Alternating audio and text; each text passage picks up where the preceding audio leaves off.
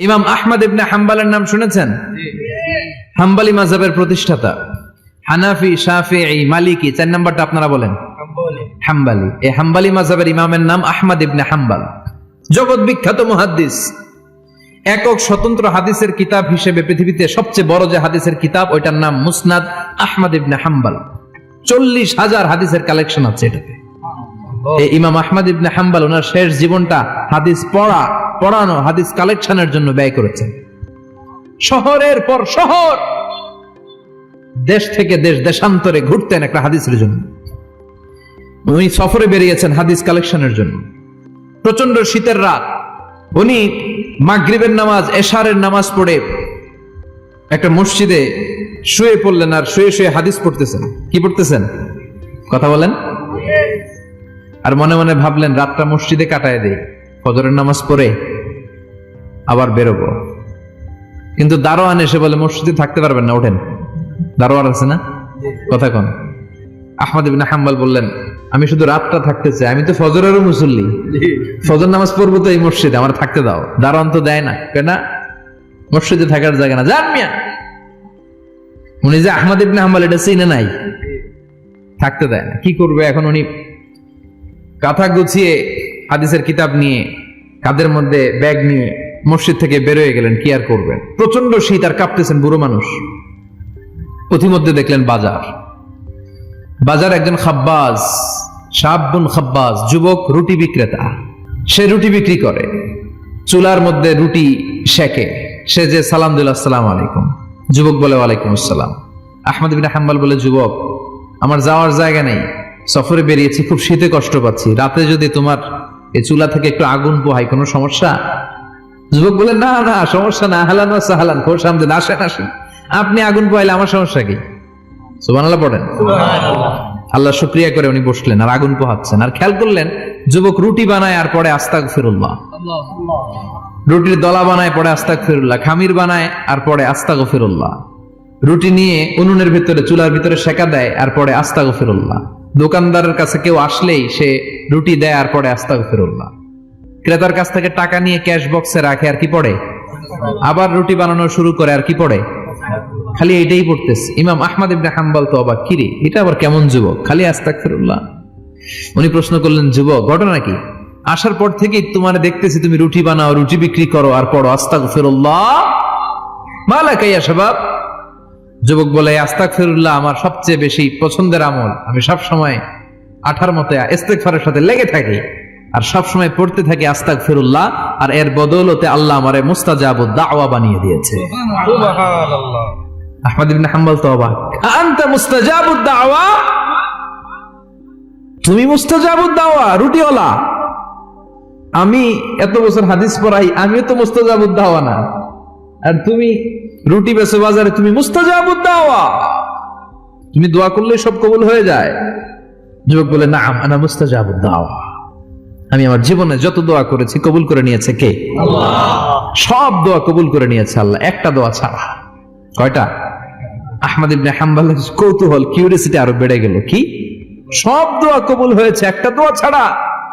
মাযালিকা দোয়া ইয়া শাব, কি সেই দোয়া? যুবক এবার বলতে শুরু করলো, আমার জীবনে যে দোয়াটা আল্লাহ কবুল করে নাই সেটা হচ্ছে, আমি আল্লাহর কাছে অনেক চেয়েছি, অনেক দোয়া করেছি যে আল্লাহ, শুনেছি এই জামানার সবচেয়ে বড় মুহাদ্দিস, তার নাম নাকি ইমাম আহমদ ইবনে হাম্বল।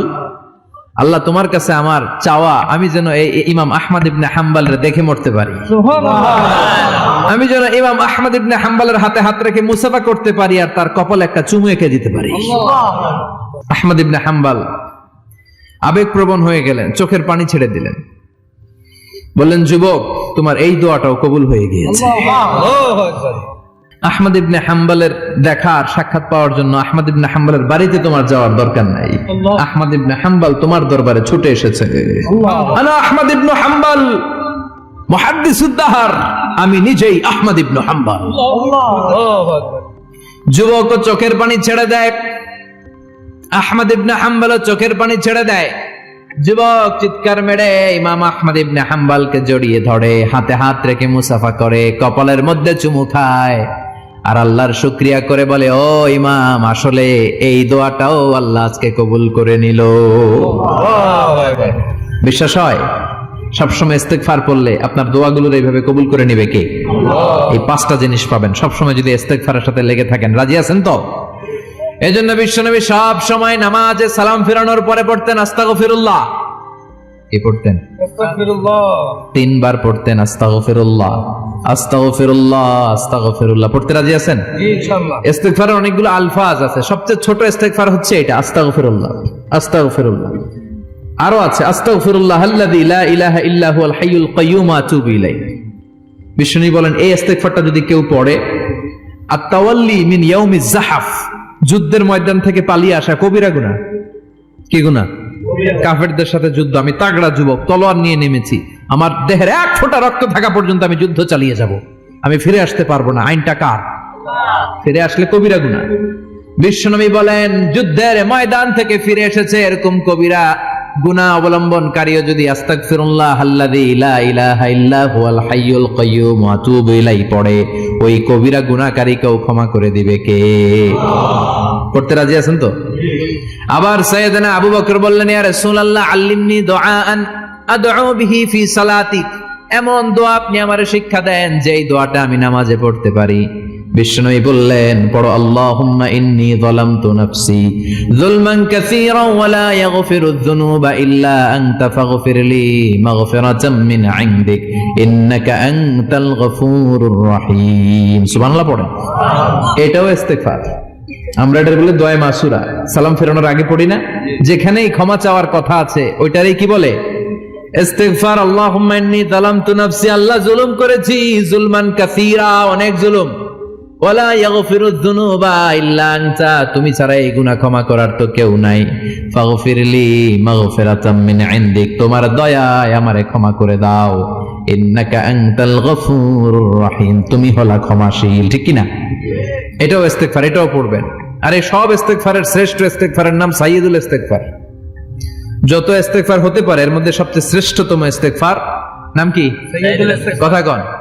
বুখারীর বর্ণনা, শাদ্দাদ ইবনে আউস রাদিয়াল্লাহু তাআলা আনহু বর্ণনা করেন, এই সাইয়্যিদুল ইস্তেগফার দিনের বেলা যে পড়বে ওই দিনে মারা গেলে সে জান্নাতি।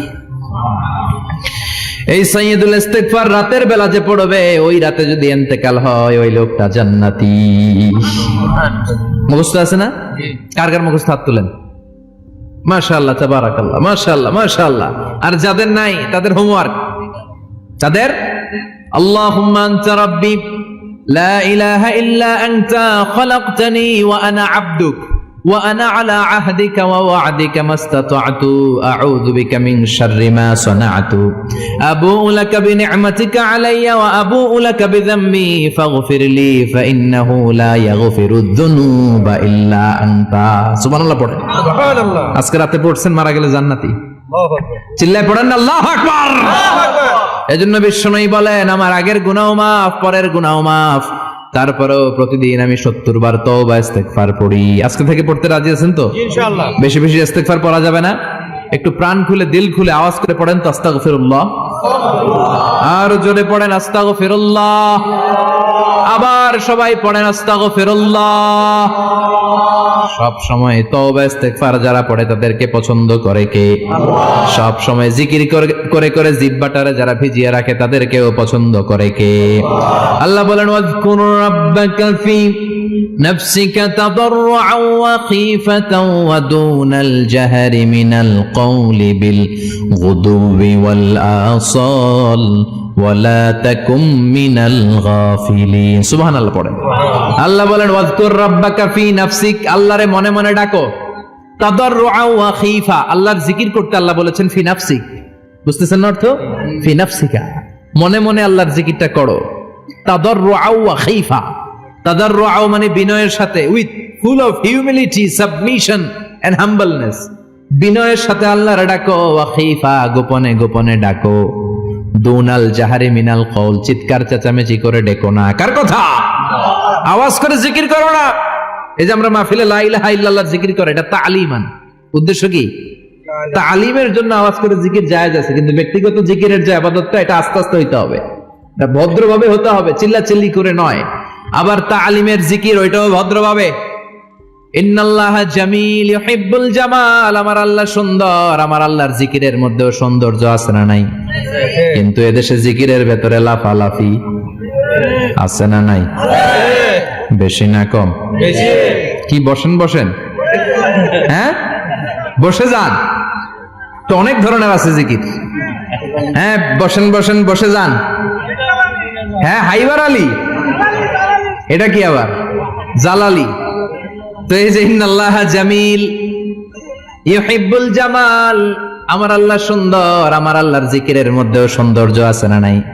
তালিমের উদ্দেশ্যে সবাই মিলে জিকির করা যায়, কিন্তু চিল্লাফাল্লা করা যাবে না, লাফালাফি করা যাবে না, মাথা ডানে বায়ে ঝোলানো যাবে না, ঠিক কি না? কিন্তু লাফালাফির জিকির আছে না নাই? লাফাইতে লাফাইতে, হ্যাঁ গাছের আগায় বাঁশের আগায়, আবার যিনি জিকির পরিচালনা করে ওনার কান্দে যাই ওঠে, আছে না নাই?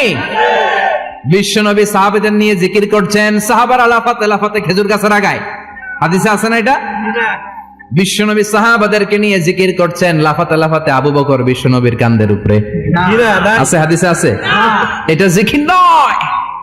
কি সুন্দর দেখেন, ইসলাম বুঝা কত সহজ। ওয়াযকুর রাব্বাকা ফি নাফসিকা তাদাররুআ ওয়া খাইফা, গোপনে জিকির করো, ভদ্রতার সাথে বিনয়ের সাথে জিকির করো। ওয়ালা তাকুম মিনাল গাফিলিন দুনাল জাহারি মিনাল কওল, চিৎকার চেঁচামেচি করে জিকির করো না। যারা চিকফাল দিয়ে হই হই হই হই করে, আছে না?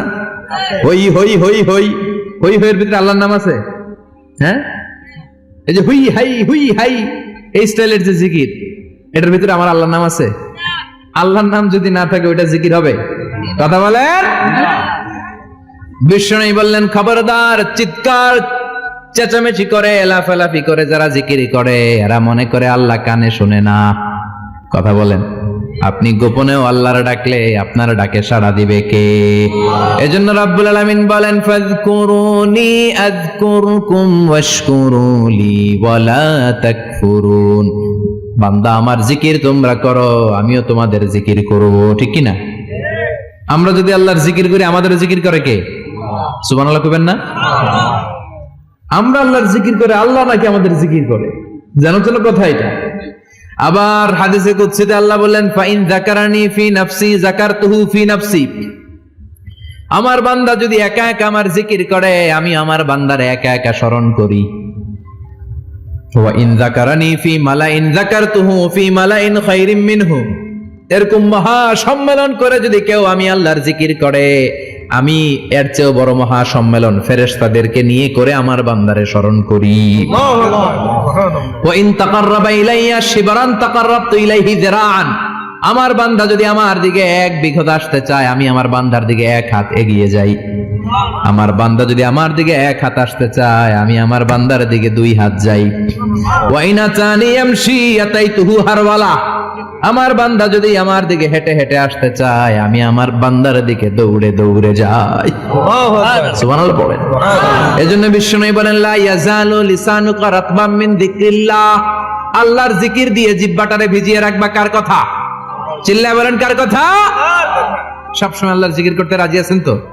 সবচেয়ে শ্রেষ্ঠ জিকির বিশ্বনবী বললেন আফদালু যিকরি লা ইলাহা ইল্লাল্লাহ, লা ইলাহা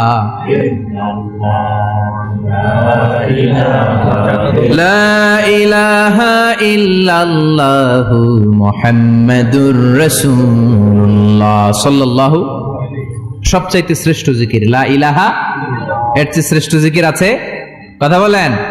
বিশ্বনবী বললেন মান ক্বালা লা ইলাহা ইল্লাল্লাহ সিদকান মিন কলবিহি, একনিষ্ঠতার সাথে অন্তর থেকে কেউ যদি জীবনে একবার বলে লা ইলাহা ইল্লাল্লাহ দাখালাল জান্নাহ, তার যদি পাপ থাকে, অন্যায় থাকে, ওই পাপ আর অন্যায়ের শাস্তিগুলার পরে কোনো না কোনো দিন আমার ওই বান্দা জান্নাতে ঢুকবে। একবার যদি খালিসান মিন কলবিহি সে পড়ে লা ইলাহা ইল্লাল্লাহ, তার জন্য জান্নাতকে অবধারিত করে দিয়েছে কে?